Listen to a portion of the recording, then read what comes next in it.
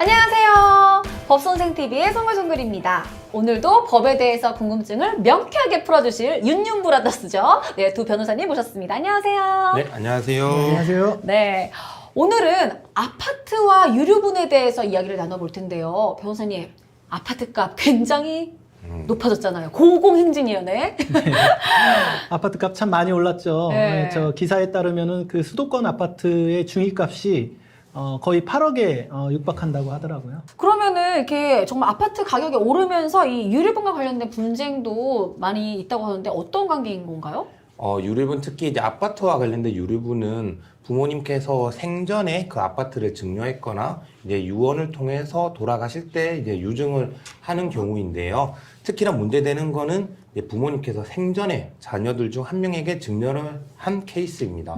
왜냐하면 지금처럼 아파트 값이 폭등하는 이 경우에는 부모님 생전에 증여하실 때 아파트 가격이랑 돌아가시고 난 이후에 아파트 가격이랑 큰 차이가 있기 때문에 그렇죠. 이거 자체가 문제가 되는 거거든요. 네. 그래서 어느 시점을 기준으로 아파트 가격을 잡느냐에 따라서 유류분을 청구하는 금액이 달라질 수 있기 때문에 그게 지금 유류분과 아파트의 관계에서 문제가 되는 부분입니다. 그러면은 어느 시점을 기준으로 유류분이 정해지는 건가요? 딱 한 가지만 생각하시면 됩니다. 상속과 관련돼서 항상 그 상속 재산의 기준은 상속 개시 시, 즉 부모님이나 어느 망인께서 돌아가신 시점이라고 기억하시면 됩니다. 그러면은 만약에 이 아파트를 증여받고 이 부모님께서 돌아가시기 전에 아파트를 내가 팔았어. 그럼 어떻게 되는 거죠? 팔았다 하더라도 그 기준은 부모님이 돌아가셨을 때가 되고요. 현재 그 아파트가 없다면 그 아파트가 있는 걸로 추정을 해서 가격을 정하게 됩니다. 아, 돌아가셨을 때 기준으로 정해지는 네. 거군요. 그러면은 이 아파트 가격과 유류분이 어떤 관계가 성립되는 건가요?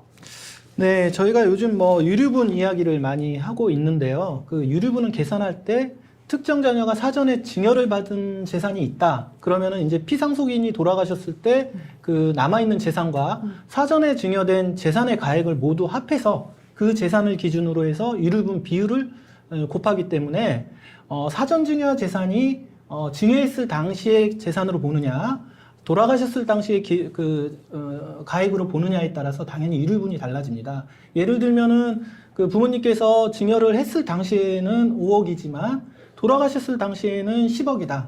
요즘 같은 경우에 충분히 있을 수 있는 일이죠. 그쵸? 그럴 경우에 5억으로 하느냐, 10억으로 하느냐에 따라서 증여를 받지 못한 다른 상속인이 받을 수 있는 재산이 달라지고 당연히 그 금액을 많게 볼수록 유류분 반환 청구할 수 있는 금액이 증액이 되겠죠. 그러니까 유류분 침해를 받으신 분들한테는 상당히 이제 중요한 문제라고 할 수 있습니다.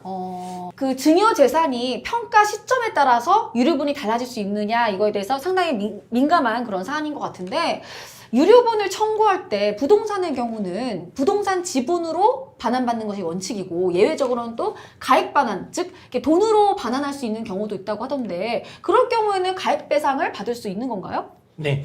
원칙으로는 원물 반환, 즉 부동산의 경우 지분으로 받는 것이지만 예외적으로 가액으로 받는 경우도 있습니다. 만약 부동산에 근저당이 설정이 되어 있다거나 아니면은 좀 전에 말씀드린 것처럼 그 부동산을 이미 팔았거나 아니면 당사자 간의 협의에 의해서 가액 반환을 하기로 한다거나 그런 경우에는 원물 반환이 원칙이지만 가액 반환으로도 할 수 있습니다.